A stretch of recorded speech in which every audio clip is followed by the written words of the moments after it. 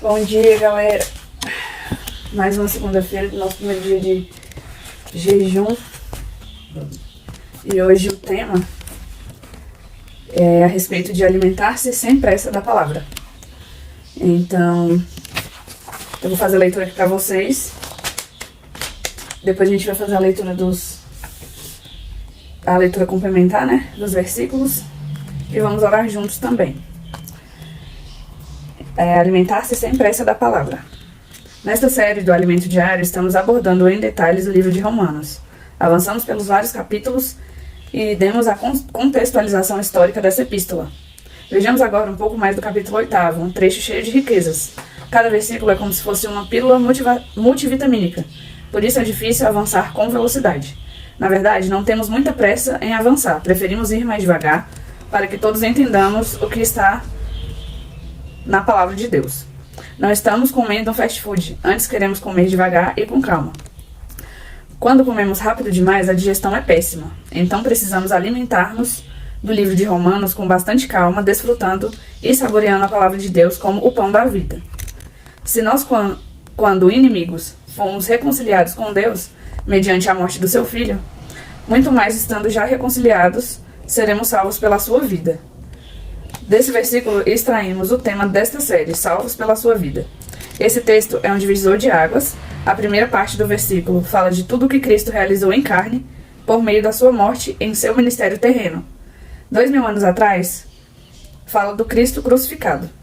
A segunda parte fala de sermos salvos pela sua vida. Fala do que Cristo realiza hoje mediante a sua vida em nós.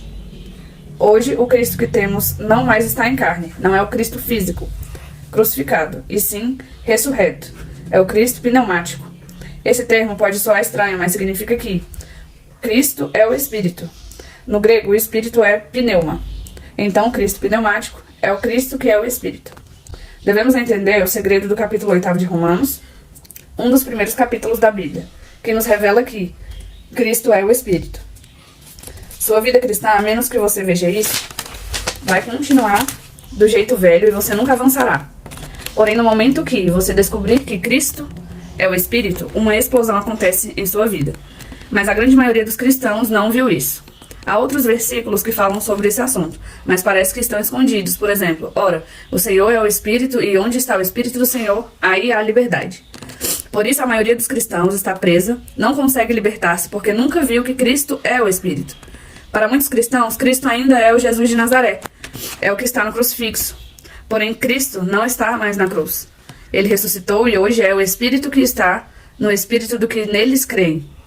O versículo 22 do capítulo 4 de 2 Timóteo fala: o Senhor seja com o teu Espírito e a graça seja convosco.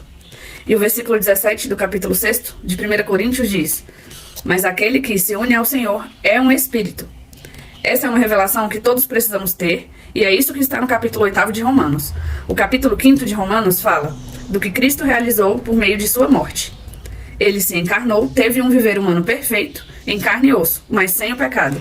Apesar de ser filho de Deus, na sua divindade ele não veio para ser um super-herói, o Deus onipotente, mas veio para ser o filho do homem.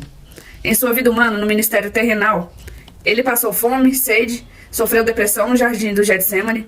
Tudo isso para entender você e eu, e interceder por você e por mim. Hoje, quando Satanás nos acusa diante de Deus, Jesus é nosso advogado e fala: Pai, eu sei o que ele está sentindo, porque sei o que é ser homem. Eu vou orar por ele. Ele foi castigado, crucificado, foi sepultado, mas ao terceiro dia ressuscitou e ascendeu aos céus. Esse é o processo da sua redenção. Hoje estamos falando de coisas profundas, por isso precisamos aprofundar-nos na palavra de Deus. Não podemos permanecer na superficialidade. O ser humano, no mundo de hoje, é extremamente superficial. Só cuida da sua aparência, da beleza, só se preocupa com os bens que possui. Com carro, com celular, roupa, com qual corte de cabelo vai usar, e assim por diante. Deus não olha para o exterior, mas sim para o interior. Não está preocupado com a embalagem, mas quer saber o que está lá dentro. Quando Samuel foi escolher um dos filhos de Jessé para ser o rei, Deus lhe falou que o homem vê o exterior, mas Deus vê o seu coração. Não sejamos superficiais em nosso conhecimento de Deus e da palavra. Antes precisamos ler. Nota-se hoje que a tendência não é mais ler, mas sim assistir. Todos só querem ser impressionados visualmente. Ninguém mais senta para pegar um livro na mão Porém, quando vemos as letras pretas no papel branco, é um fenômeno que acontece em nosso cérebro. O córtex pré-frontal é ativado. Ele sabe tomar decisões, sabe interpretar o que vê e ouve. Tem identidade. Tem as próprias convicções. O córtex pré-frontal da pessoa que não lê vai sendo desativado e perde essa capacidade. E essa pessoa é facilmente influenciada pelos outros. Não tem mais identidade própria, convicção ou discernimento. Hoje, a maioria dos jovens não lê. Só fica no celular ou na frente de uma tela de TV. Por isso, não tem discernimento de coisa alguma. É essa geração que o anticristo está preparando para segui-lo. Não menosprezemos a leitura da palavra. Ela é a nossa salvação. Devemos ler a Bíblia e os livros espirituais. Separemos uma noite por semana ou parte do dia para ler com calma. Se lermos um livro a cada 2 meses, vamos adquirir mais conhecimento e crescer muito mais. Muitos despendem muito tempo vendo e assistindo o que não nos edifica. Vamos despender, então, tempo na leitura, quer seja individualmente, quer seja com a esposa, o marido. É bom ler certas coisas individualmente, e outras é bom ler juntos. Como igreja, podemos ter uma reunião semanal de leitura. Passados uns 3 ou 4 anos, 50, 60 livros serão lidos, e dessa maneira será uma coisa tremenda. Glória a Deus. E a pergunta de hoje é: qual é o segredo do capítulo 8 de Romanos? A leitura complementar é em Romanos 8, do 1 ao 39, ou seja, o capítulo inteiro. Agora, pois, não existe nenhuma condenação para os que estão em Cristo Jesus, porque a lei do Espírito da vida em Jesus Cristo livrou você da lei do pecado e da morte. Porque aquilo que a lei não podia fazer por causa da fraqueza da carne, isso Deus fez enviando o seu próprio Filho em semelhança de carne pecaminosa, que nos diz respeito ao pecado. E assim Deus condenou o pecado na carne, a fim de que na exigência da lei se cumprisse em nós, que não vivemos segundo a carne, mas segundo o Espírito. Os que vivem segundo a carne se inclinam para as coisas da carne, mas os que vivem segundo o Espírito se inclinam para as coisas do Espírito. Pois a inclinação da carne é morte, mas a do Espírito é vida e paz. Porque a inclinação da carne é inimizade contra Deus, pois não está sujeita à lei de Deus, nem mesmo pode estar. Portanto, os que estão na carne não podem agradar a Deus. Vocês, porém, não estão na carne, mas no Espírito, e se de fato o Espírito de Deus habita em vocês. E se alguém não tem o Espírito de Cristo, esse tal não é dele. Se, porém, Cristo está em vocês, o corpo, na verdade, está morto por causa do pecado, mas o Espírito é vida por causa da justiça. Se em vocês habita o Espírito daquele que ressuscitou Jesus dentre os mortos, esse mesmo que ressuscitou Cristo dentre os mortos, vivificará também o corpo mortal de vocês, por meio de seu Espírito, que habita em vocês. Assim, pois, irmãos, somos devedores, não à carne, como se tivéssemos obrigados a viver segundo a carne. Porque se vocês viverem segundo a carne, caminharão para a morte. Mas se pelo Espírito mortificarem os efeitos do corpo, certamente viverão. Pois todos que estão guiados pelo Espírito de Deus são filhos de Deus. Porque vocês não receberam o espírito de escravidão, para viverem outra vez atemorizados, mas receberam o espírito de adoção, por meio do qual clamamos: Abba, Pai. O próprio Espírito afirma em nosso espírito que somos filhos de Deus. E se somos filhos, somos também herdeiros, herdeiros de Deus e co-herdeiros com Cristo. E se com ele sofremos, para que também com ele sejamos glorificados. Porque para mim tenho por certo que o sofrimento do tempo presente não podem ser comparados com a glória a ser revelada em nós.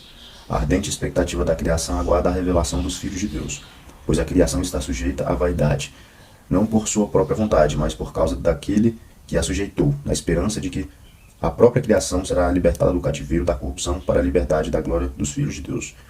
Porque sabemos que toda a criação há um tempo e geme e suporta as angústias até agora. E não somente ela, mas também nós, que temos as primícias do Espírito, igualmente gememos em nosso íntimo, aguardando a adoção de filhos, a redenção do nosso corpo. Porém, na esperança fomos salvos. Ora, a esperança que se vê não se espera, pois quem espera o que está vendo? Pergunta. Mas se espera o que não vemos, com paciência o aguardamos. Da mesma maneira, também o Espírito nos ajuda em nossa fraqueza, porque não sabemos orar como convém, mas o próprio Espírito intercede por nós com gemidos inexprimíveis. E aquele que sonda os corações sabe qual é a mente do Espírito, porque intercede pelos santos de acordo com a vontade de Deus. Sabemos que todas as coisas cooperam para o bem daqueles que amam a Deus, daqueles que são chamados segundo o seu propósito. Pois aqueles que Deus de antemão conheceu, ele também a predestinou para serem conformes à imagem de seu Filho, a fim de que ele seja o primogênito entre muitos irmãos. E aos que predestinou, a esses também chamou, e aos que chamou, a esses também justificou, e aos que justificou, a esses também glorificou.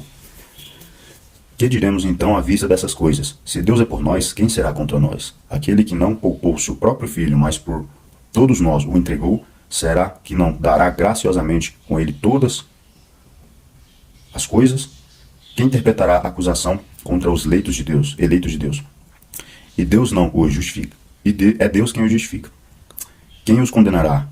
É Cristo Jesus quem morreu, ou melhor, ressuscitou, a qual está à direita de Deus e também intercede por nós.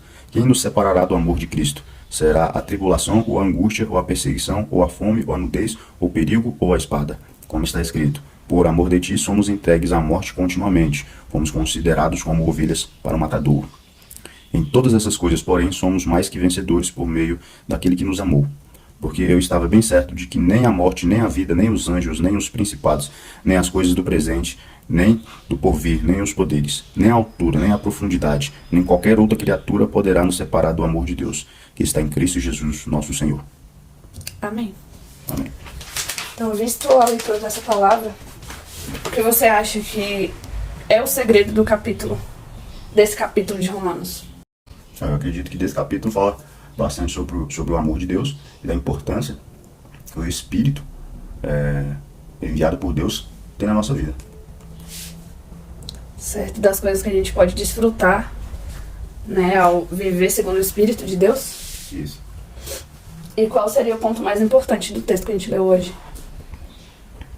Seria a vida no Espírito.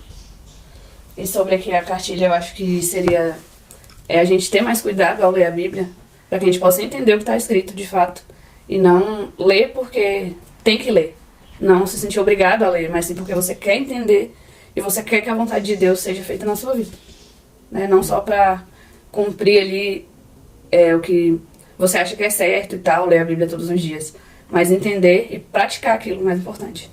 Né? Então, para a gente ler e orar, tem aqui o capítulo 5, versículo 10 de Romanos, que diz assim: se nós, quando inimigos, fomos reconciliados com Deus mediante a morte do seu Filho, muito mais, estando já reconciliados, seremos salvos pela sua vida. Então essa palavra fala que quando a gente era inimigo, a gente já teve a morte de Jesus em nosso benefício, Deus viu que isso seria direcionado para nós, mesmo sendo inimigos. O que será direcionado para nós já estando reconciliado com eles? Então, muito mais Deus vai fazer por onde a gente seja salvo, agora que já estamos reconciliados com Ele por meio de Jesus, do que antes.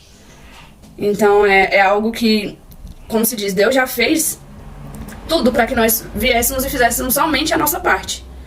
Então, que a gente possa ter a maturidade espiritual para estar fazendo a nossa parte todo dia, para que a gente seja salvo pela vida de Jesus e que nada disso tenha sido em vão. Então, tudo já nos foi dado.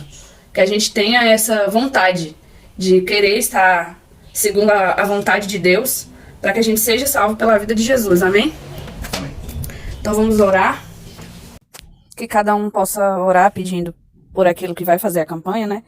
Não esqueçam que Deus é o nosso Pai, mas que Ele sabe tudo que a gente precisa, mas a gente precisa deixar claro os desejos do nosso coração. Imagine que você tem um filho e se ele não te pedir o que ele quer, você não vai adivinhar, né? O que está passando no coração dele. Apesar de Deus saber, nós temos que pedir com sabedoria, né? Sempre estar suplicando ali os nossos desejos. E para quando eles forem atendidos também, nós possamos dar o nosso grande testemunho, para que todos saibam que foi Deus quem realizou aquele desejo no nosso coração, amém? Então que vocês orem, meditando na palavra de hoje, e que vocês não se esqueçam que Deus pode tudo na nossa vida. Então que vocês tenham um ótimo dia, que Deus abençoe, e amanhã estaremos juntos novamente.